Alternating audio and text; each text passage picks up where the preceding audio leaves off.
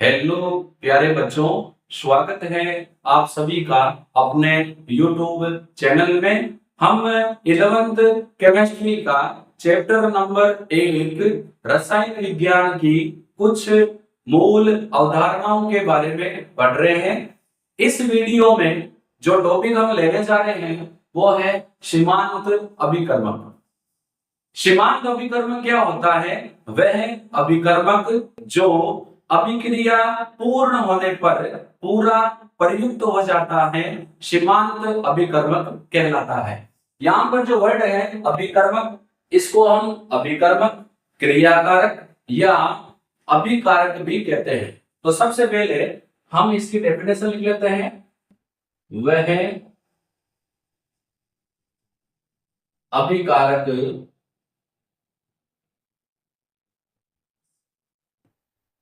जो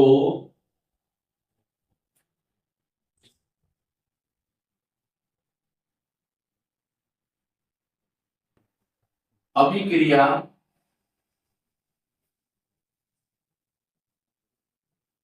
पूर्ण होने पर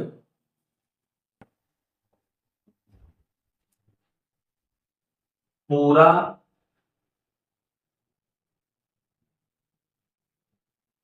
प्रयुक्त हो जाता है,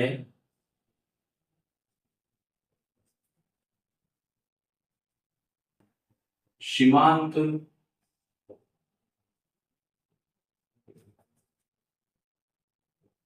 अभिकारक कहलाता है।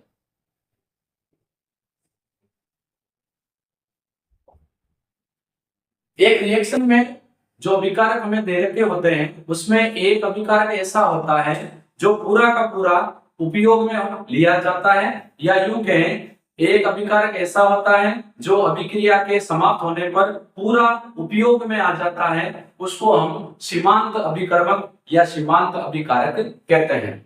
सीमांत अभिकारक द्वारा उत्पाद की मात्रा निर्धारित की जाती है। सामान्यतः एक अभिक्रिया में अभिकारक अणु संतुलित रासायनिक अभिक्रिया के अनुसार क्रिया करते हैं, लेकिन यदि किसी अभिक्रिया में एक अभिकारक की मात्रा पर्याप्त नहीं हो और दूसरे अभिकारक की मात्रा अधिक मात्रा में हो, तो वह अभिकारक जो पर्याप्त मात्रा में नहीं है अर्थात कम मात्रा में है, वह अभिक्रिया पूर्ण होने पर पूरा प्रयुक्त हो जाएगा और उसके बाद अभिक्रिया भी समाप्त हो जाएगी। तो देखो, इन शॉर्ट में अगर कहूं, मान लो एक अभिकारक ऐसा है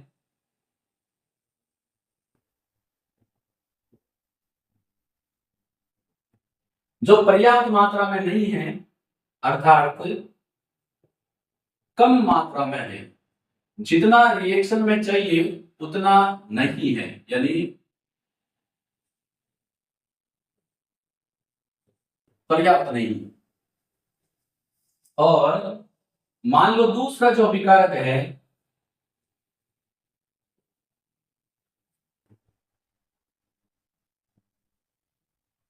वो अधिक मात्रा में है।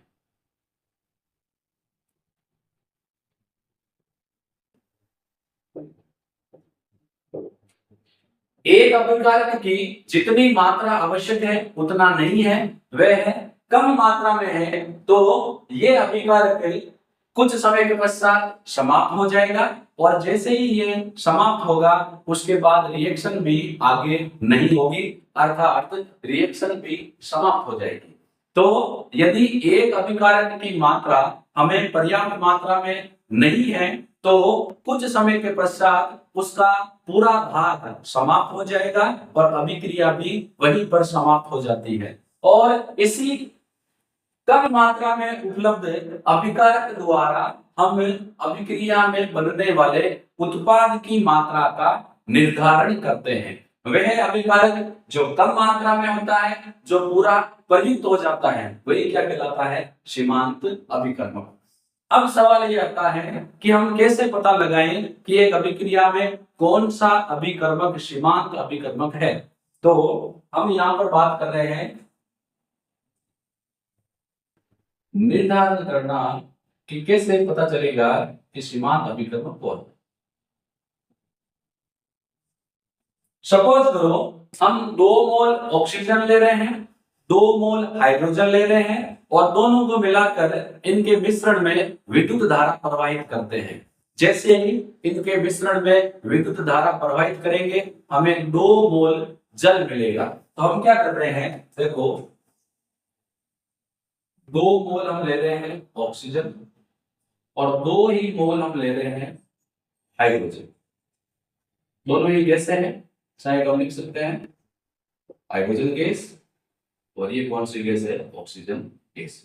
दोनों को हमने 2-2 मोल में ले लिया और इसके मिश्रण में हमने विद्युत धारा प्रवाहित कर दी और हम देखते हैं कि हाइड्रोजन और ऑक्सीजन दोनों विद्युत धारा प्रवाहित करते ही अभिक्रिया करेंगे और यहाँ पर कितना मोल जल बन जाएगा, 2 मोल। यहाँ पर कितने मोल हाइड्रोजन भाग लेगी, 2 मोल। हमने 2 मोल ऑक्सीजन लिया, 2 मोल हाइड्रोजन लिया, लेकिन हम देख रहे हैं कि यहाँ पर अभिक्रिया में हाइड्रोजन तो 2 मोल भाग ले रही है लेकिन ऑक्सीजन कितना भाग ले रहा है, 1 मोल। अर्थात 1 मोल ऑक्सीजन शेष बच जाता है।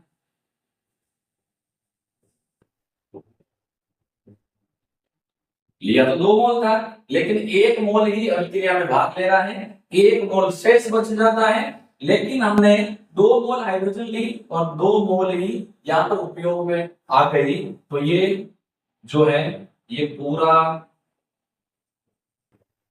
प्रयुक्त हो गया। इसीलिए इस रिएक्शन में जो हाइड्रोजन है वो क्या कहलाएगा, सीमांत अभिकर्मक। जितना हमने लिया उतना ये प्रयुक्त हो गया, इसीलिए ये सीमांत अभिकर्मक कहलाता है। और वह अभिकर्मक जो शेष बच जाता है उसे हम बोलते हैं अतिरिक्त अभिकर्मक।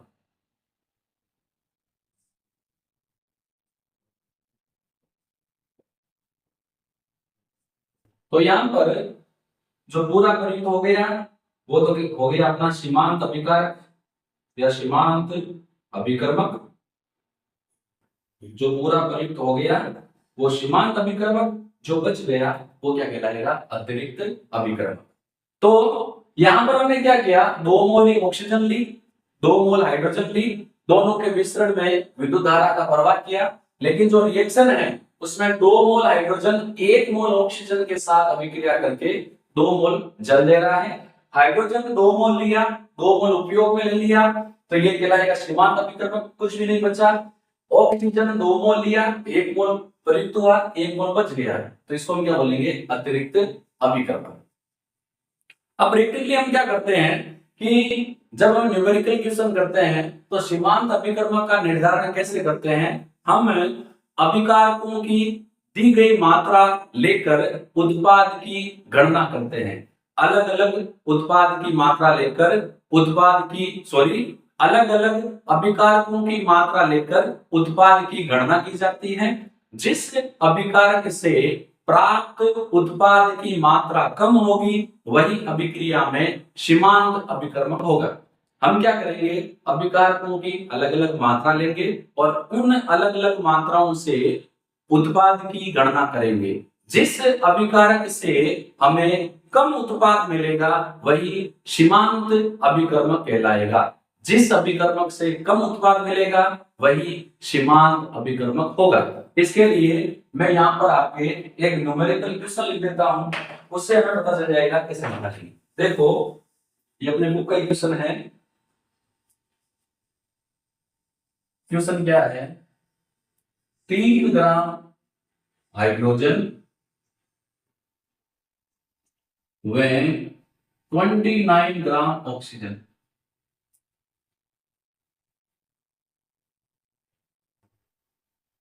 क्रिया कर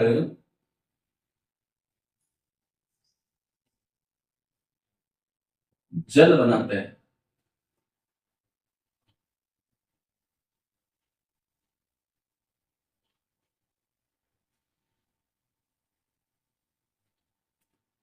नंबर 1 इसका क्वेश्चन है, सीमांत अभिकर्मक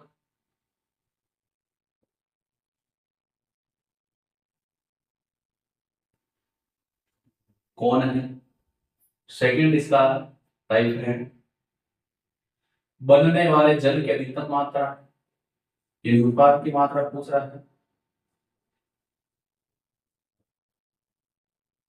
कितना बनेगा।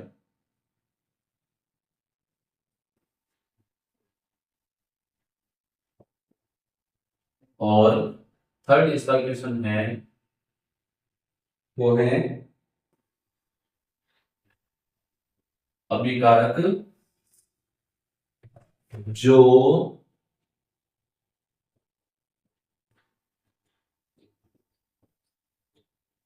शेष बच जाता है,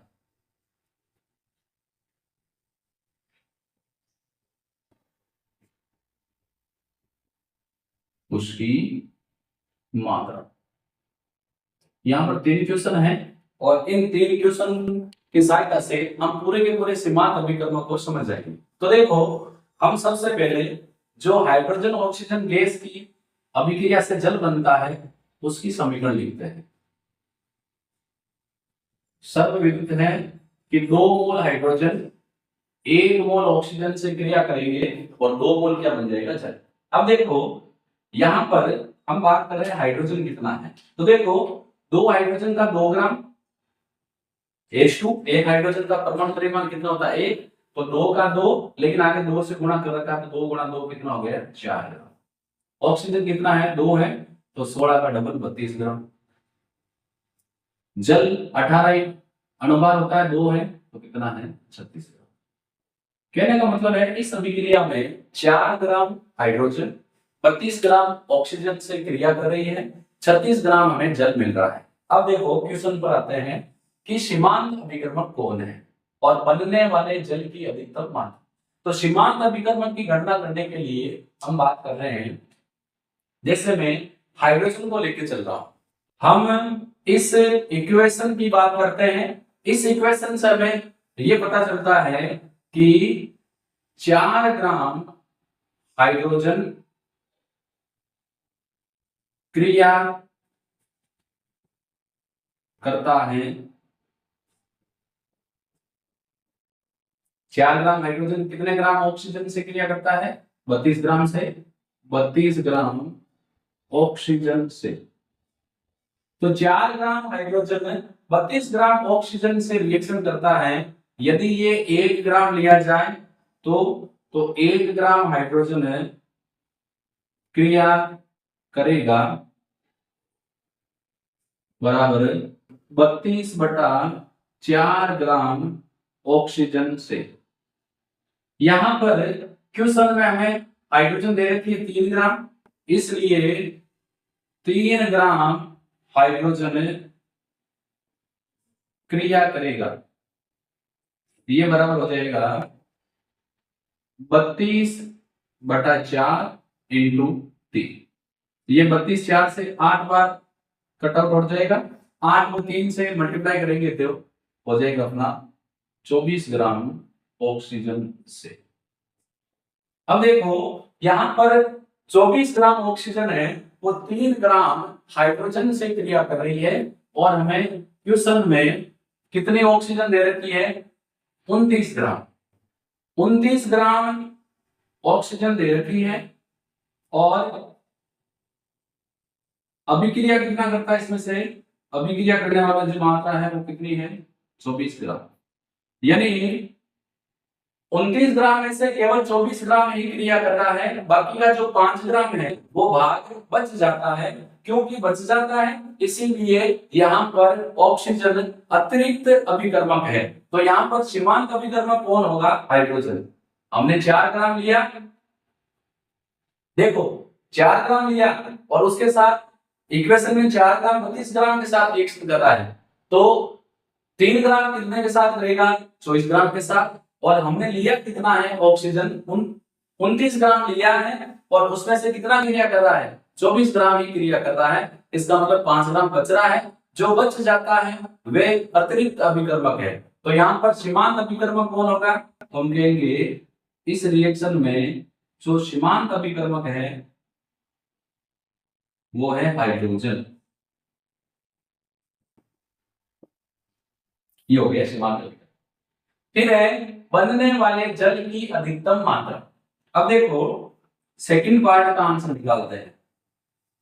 यदि हम 4 ग्राम हाइड्रोजन लें तो बनने वाले जल की अधिकतम मात्रा कितनी है? 36 ग्राम। तो चूंकि 4 ग्राम हाइड्रोजन से प्राप्त H2O की मात्रा ये कितनी है? 36 ग्राम। तो 1 ग्राम से कितनी होगी? 1 ग्राम हाइड्रोजन से प्राप्त H2O की मात्रा बराबर हो जाएगी 36/4। अब यहां पर हमने इक्वेशन में कितना लिया है? 3 ग्राम लिया है। तो 3 ग्राम से कितनी प्राप्त होगी? तो 3 ग्राम से प्राप्त H2O की मात्रा हो जाएगी 36/4 इंटू 3। ये 36 4 से कितनी बार कट जाएगा? 9 बार। 9 को 3 से गुणा करें कितना आ जाएगा? 27 ग्राम। तो प्राप्त जल की अधिकतम मात्रा जो है यहाँ पर कितनी हो जाएगी? 27 ग्राम। हमने हाइड्रोजन से ही जल की मात्रा क्यों ज्ञात की? क्योंकि जो सीमांत अभिकर्मक है उसकी सीमांत अभिकर्मक की मात्रा से उत्पाद की मात्रा ज्ञात करते हैं। सीमांत अभिकर्मक उत्पाद की मात्रा को निर्धारित करता है। तो यहाँ पर प्राप्त जल की अधिकतम मात्रा कितनी हो गई? 27 ग्राम। अब थर्ड अभिकारक जो शेष बच जाता है उसकी मात्रा। तो जो थर्ड क्वेश्चन है इसका आंसर क्या है? मैं यहाँ पर कर देता हूं। थर्ड क्वेश्चन का आंसर है जो शेष बच जाता है, शेष बचा अभिकर्मक। तो शेष बच जाता है यानी अतिरिक्त अभिकर्मक कौन है? ऑक्सीजन। और कितनी मात्रा इसकी शेष बच जाएगी? अभी हमने निकाली भी थी। ये हमने लिया है 29 ग्राम और उसमें से ये भाग कितना ले रहा है? 24 ग्राम। बचेगा कितना? 5 ग्राम। तो इस न्यूमेरिकल क्वेश्चन से हमें क्या पता चल गया कि वह अभिकर्मक जो अभिक्रिया में पूरा प्रयुक्त हो जाता है सीमांत अभिकर्मक कहलाता है, और वह अभिकर्मक जो बच जाता है उसको हम बोलते हैं अतिरिक्त अभिकर्मक। सेकंड बात में क्या पता चली कि सीमांत अभिकर्मक की मात्रा द्वारा हम अभिक्रिया में बनने वाले उत्पाद की मात्रा ज्ञात कर सकते हैं। तो यहाँ पर अपने सीमांत अभिकर्मक या अभिकारक वाला टॉपिक समाप्त होता है। एक बार मैं पुनः आपको रिकॉल करके सुना देता हूँ। वह अभिकर्मक जो अभिक्रिया में पूरा प्रयुक्त हो जाता है सीमांत अभिकर्मक कहलाता है। सामान्यतः अभिक्रिया में अभिकारक संतुलित रासायनिक समीकरण के अनुसार अभिक्रिया करते हैं, लेकिन यदि एक अभिकारक पर्याप्त मात्रा में नहीं हो और दूसरा अधिक मात्रा में हो तो वह अभिकारक जो कम मात्रा में हो वह अभिक्रिया में पूरा प्रयुक्त हो जाता है। सीमांत अभिकर्मक के निर्धारण के लिए हम अलग अलग अभिकारक की मात्रा से उत्पाद की मात्रा ज्ञात करते हैं। जिस अभिकारक की मात्रा से उत्पाद की कम मात्रा प्राप्त होती है वही सीमांत अभिकर्मक कहलाता है। और हमने यहाँ पर एक न्यूमेरिकल क्वेश्चन करके भी देख लिया। हम फिर मिलेंगे अगले वीडियो के साथ। धन्यवाद।